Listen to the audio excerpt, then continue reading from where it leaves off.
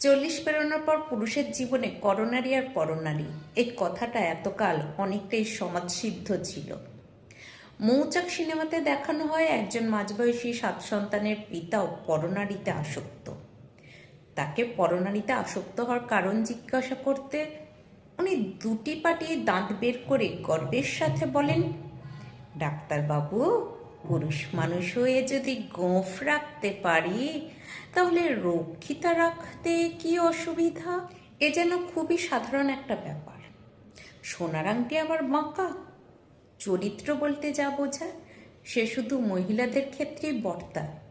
এতকালের এই ধারণা ইদানিং কেমন বদলে যাচ্ছে। পরিসংখ্যান বলছে ভারতীয় নারীরা বেশ মজেছে পরকীয়াতে। এতকালের সতী সাবিত্রী ভারতীয় নারী হঠাৎ যেন বিপদগামী ভাবাচ্ছে। সত্যি বলছি, ভীষণ ভাবাচ্ছে।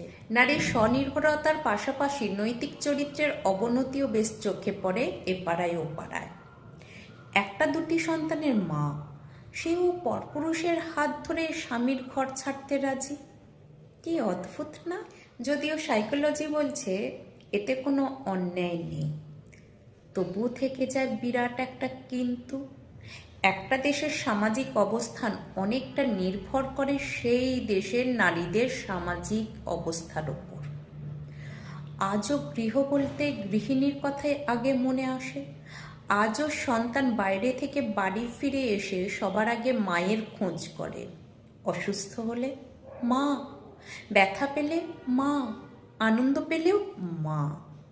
কিন্তু সেই মা যদি মানসিক শান্তি খুঁজতে পরপুরুষে আসক্ত হয় তাহলে তো সন্তানদের জন্য খুবই দুর্দিন। আজকাল তো বিবাহ বহির্ভূত সম্পর্কের কারণে অকালে ঝরে যাচ্ছে প্রাণও। বিবাহ বহির্ভূত সম্পর্কের পরিণতি তো সবসময় ক্ষতিকারক সমাজের জন্য, পরিবারের জন্য। এতকাল পুরুষদের এই বদ অভ্যাস আজ মহিলাদের মধ্যেও বেশ সংক্রমিত। একে নারী স্বাধীনতা না স্বেচ্ছাচারিতা, কোনটা বলা যায় বলুন তো?